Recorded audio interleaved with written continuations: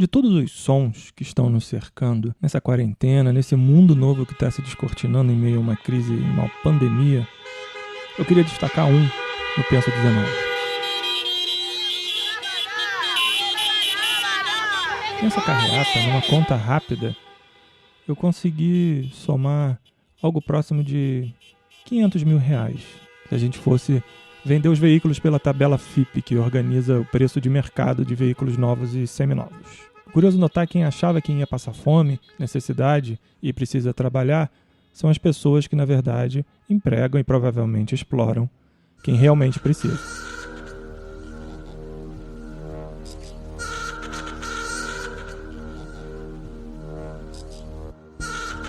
Isso não é novidade nenhuma no panorama do capitalismo, principalmente do capitalismo neoliberal atual, onde a financiarização dos serviços e das realidades dos países, das economias nacionais, causa diversas distorções e diversos desequilíbrios, ainda mais do que o capitalismo inicial e tal. E no Pensa 19, num retorno aí do programa tradicional, em meio ao spin-off diário, que eu estou tentando manter diário, eu trouxe essa reflexão com base num livro que eu estou lendo e já indiquei em outros programas, chamado Big Tech, A Ascensão dos Dados e a Morte da Política, de Eugene Morozov. E a leitura é oportuna para a gente entender o cheque em branco que a gente passou para algumas organizações substituírem um estado de bem-estar social, um estado que pode dar atenção às pessoas, por essa financiarização, pela algoritmização das relações e a tomada de decisões baseada em fórmulas matemáticas, em decisões de modelos de negócio e tudo o que o capitalismo neoliberal pode trazer. Se fosse um reino, esse tipo de universo teria uma capital chamada Vale do Silício. E é de lá que vem a crítica de Eugene. Esse trecho, a introdução do livro, lançado aqui pela editora Ubu, a qual eu sempre estou divulgando, porque eu adoro, assino a caixinha deles. E essa introdução que eu quero trazer em mais uma edição daquele trechos de livros que eu li só para minha provável audiência, sabe? Que eu fiz tanto na primeira temporada. Então, com vocês, a introdução do livro Capitalismo Tecnológico e Cidadania, do Big Tech, de Eugene Morozov, editora Ubu, página 13. Após 2 décadas de utopismo digital marcadas pela adoção incondicional das últimas vogas de Palo Alto e de Shenzhen, o mundo enfim entrou numa era de sobriedade digital. As plataformas tecnológicas globais deixaram de ser vistas como companheiras inofensivas e invisíveis, empenhadas em amenizar ou mesmo eliminar as arestas da existência cotidiana, sempre em nome de um compartilhamento descomplicado e de uma transparência universal. Agora, tais plataformas são cada vez mais percebidas como um bloco poderoso, com interesses mercantis ocultos, lobistas e projetos de dominação do mundo.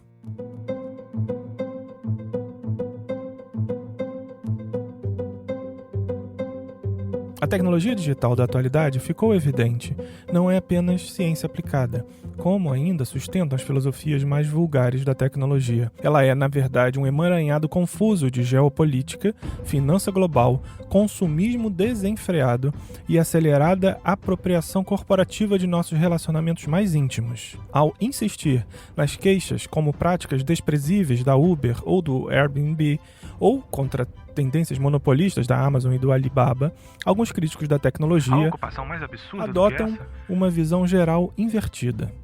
Nossa sociedade digital, quaisquer que sejam suas falhas, não é a causa do mundo em que vivemos, e sim a consequência dele. Não existiria o Uber sem as décadas de afrouxamento das legislações trabalhistas ao redor do mundo, a tal ponto que uma das startups mais valiosas do mundo é representada por um algoritmo que concilia oferta e demanda com vínculos empregatícios escassos e ainda menos ativos em seu nome. Do mesmo modo, não haveria Airbnb sem décadas de política econômica incentivando os cidadãos a considerar seus imóveis residências como ativos, como investimentos lucrativos que um dia poderiam compensar a eventual insuficiência das instituições anteriores, como o estado do bem-estar social. O Airbnb não é apenas a extensão dessa lógica, mas aquilo que permite a rentabilização desse ativo imobiliário dia após turista.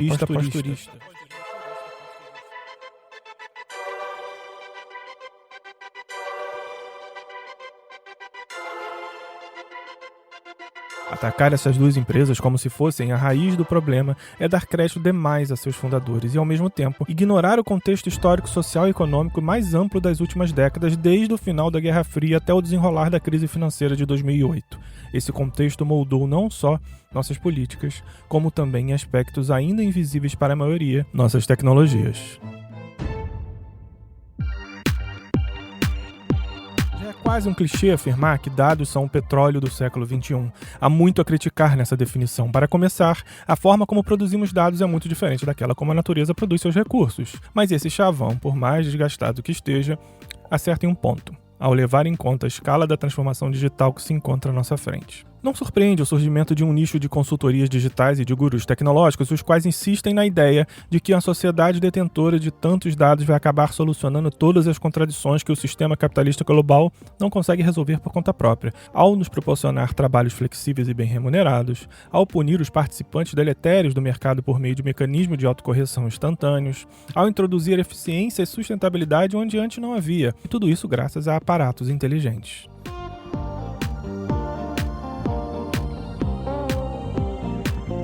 Todas essas previsões podem ter seu fundo de verdade, mas certamente essa não é a única lição a extrair da comparação entre dados e petróleo.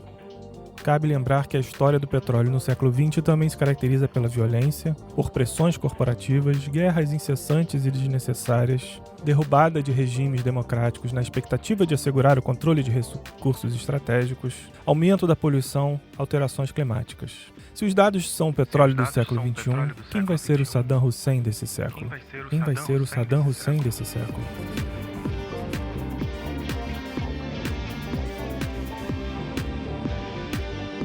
Mas não precisaria ser assim. Deveria ser óbvio que o fato de que os dados, os serviços de inteligência artificial que eles ajudam a estabelecer, vão se constituir em um dos terrenos cruciais dos embates geopolíticos desse século. Até agora, os principais competidores são bem conhecidos, os Estados Unidos e a China, os dois países com setores tecnológicos mais avançados, mas é bem provável que outros, como a Rússia e a Índia, vão buscar um lugar no pelotão da frente. No mínimo, movidos pelo temor de uma dependência excessiva de serviços digitais estrangeiros.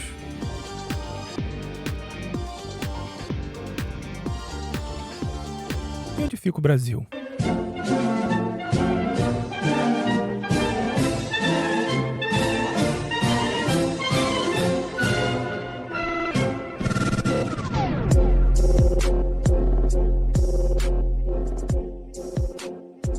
De um lado, o país foi um dos primeiros do mundo a reconhecer a importância de recuperar a soberania tecnológica. Infelizmente, as iniciativas e as promessas aventadas após as revelações de Edward Snowden mostraram-se insuficientes e quase caíram no esquecimento, em meio às turbulências que afetaram a política brasileira nos anos seguintes. De outro lado, o Brasil também foi um dos primeiros países do mundo a insistir no enquadramento robusto de direitos digitais, o chamado Marco Civil. Nesse caso, os resultados foram um pouco melhores. A iniciativa do Marco Civil, ainda que inconclusa, é uma manobra importante, sobretudo agora que cada vez mais as plataformas digitais buscam nos atrair para seus impérios digitais, acenando com serviços gratuitos e convenientes, um paradigma quase antiético aos direitos digitais. Independentemente de estarem sediadas em Seattle ou em Pequim, as plataformas digitais ganham dinheiro com a promessa de converter os direitos públicos, duramente conquistados, o direito à liberdade de expressão, à segurança e ao transporte, em serviços eficientes, proporcionados pelo setor privado, mas desprovidos de garantias. Qualquer esforço, como o Marco Civil, que vise reverter esse processo é um passo na direção certa.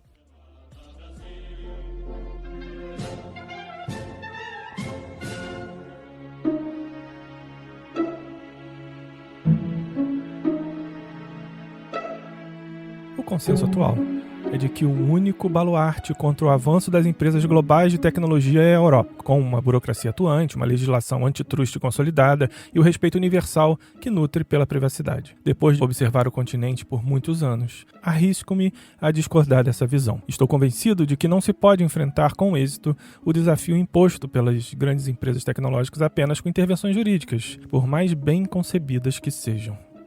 O que se requer, por outro lado, é um poderoso ethos de dinamismo empresarial associado ao firme compromisso de repensar radicalmente o funcionamento da nossa sociedade e o papel que a tecnologia desempenha nela. Os progressistas radicais, entre os quais felizmente me incluo, não podem se dar ao luxo de serem tecnofóbicos. Rejeitar a inteligência artificial e outras soluções que fazem uso intensivo de dados somente porque a Amazon e a Alibaba recorrem a elas para fins execráveis é atarmos nossas mãos num momento absolutamente crucial.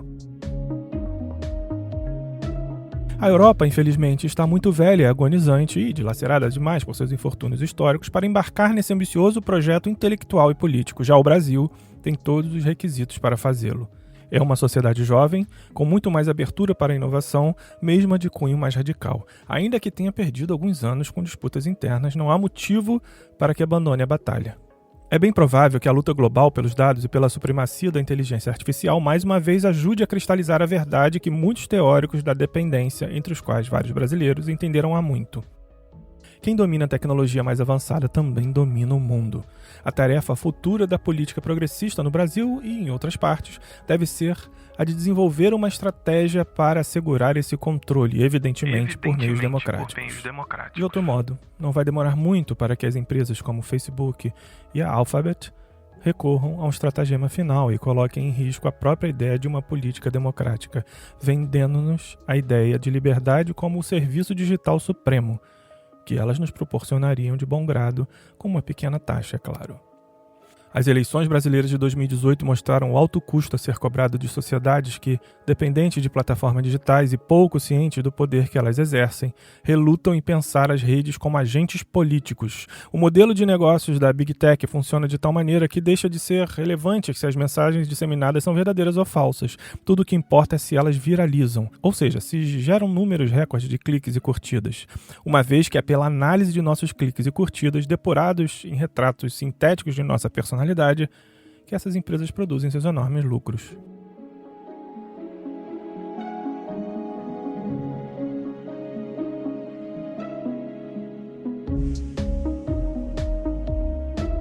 Verdade é o que gera mais visualizações.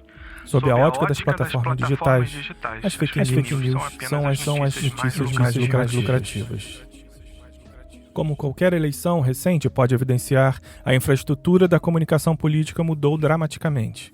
Esforços feitos no passado para controlar seu uso, como leis de financiamento de campanha política e restrições de tempo na TV de cada candidato, sequer são adequados em um mundo onde grande parte da comunicação se dá em plataformas digitais. Caso não encontremos formas de controlar essa infraestrutura, as democracias se afogarão em um tsunami de demagogia digital. Esta, a fonte mais provável de conteúdos virais. O ódio, infelizmente, vende bem mais do que a solidariedade. O ódio, infelizmente, vende bem mais que a solidariedade.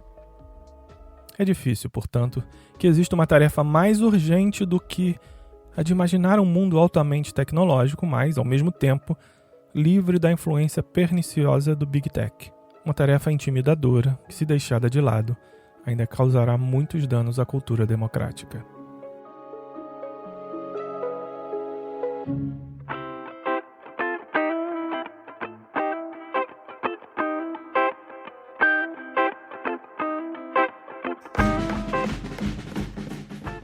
O projeto inicia e termina neste podcast, mas não se resume a ele. Você pode acessar o site em mauramaral.com e conhecer a minha jornada em um mestrado lá no PPG-Com da UERJ, explorando o podcast enquanto materialidade, enquanto objeto de comunicação que pode romper justamente as timelines movidas por algoritmos e trazer uma coisa nova, a refundação de uma realidade de relação direta entre produtores de conteúdo e suas audiências. Como eu estou fazendo aqui? Estabelecendo formas que independem de redes sociais monitoradas e movidas por algoritmos para funcionarem. Se você quiser manter esse contato direto, é só acessar mauramaral.com/direto no nosso grupo de WhatsApp, mandar um e-mail para eu_sou@mauramaral.com ou acompanhar a gente todas as segundas-feiras no seu agregador de podcast preferido, com preferência para o Spotify. Penso número 19, gravado entre vários dias dessa quarentena louca que nos roubou todo o tempo e, ao mesmo tempo, nos trancou dentro de casa. Aliás, fiquem em casa e fiquem bem. Até semana que vem.